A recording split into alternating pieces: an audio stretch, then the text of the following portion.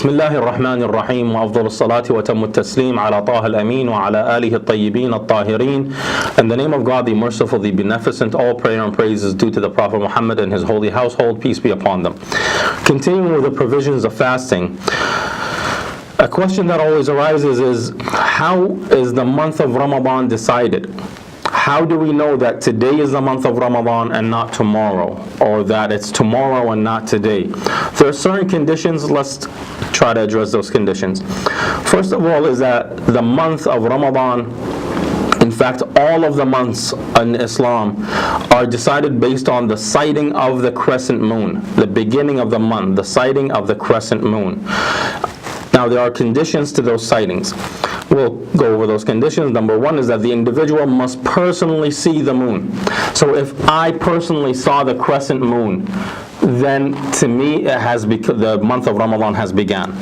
Number two is that two witnesses that are considered fair-minded or just in Islam, and that's a point that we will cover, provided that there is no doubt in their testimony or dispute in their testimony by another, such as if a large portion. So let's kind of break this apart here for a bit. What is the individual that's considered just in Islam? Who is that individual?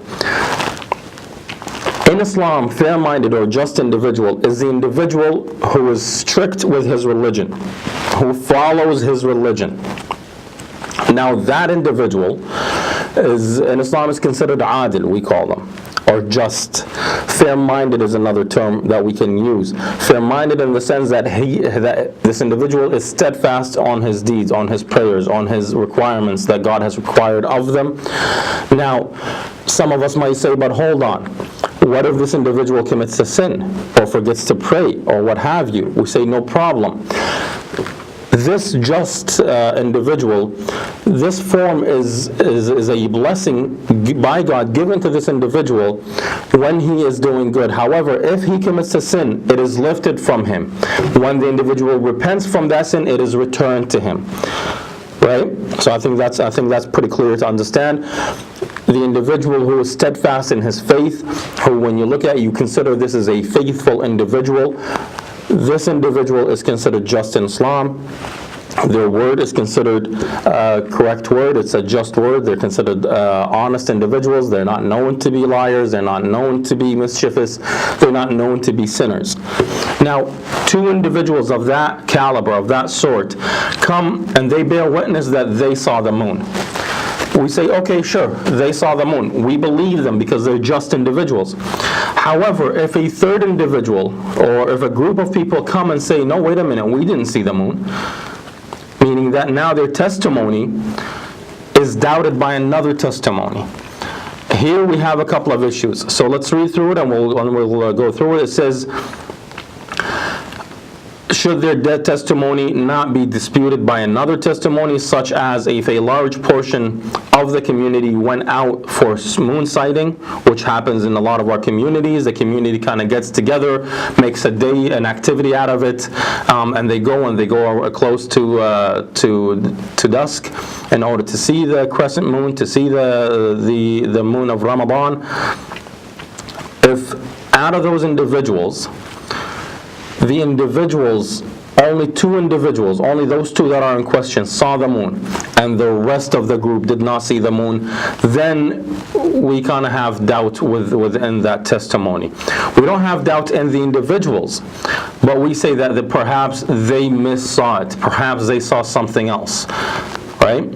So therefore, the testimony of two just individuals, two just men, whose testimony is not counter-argued or is not disputed by another testimony.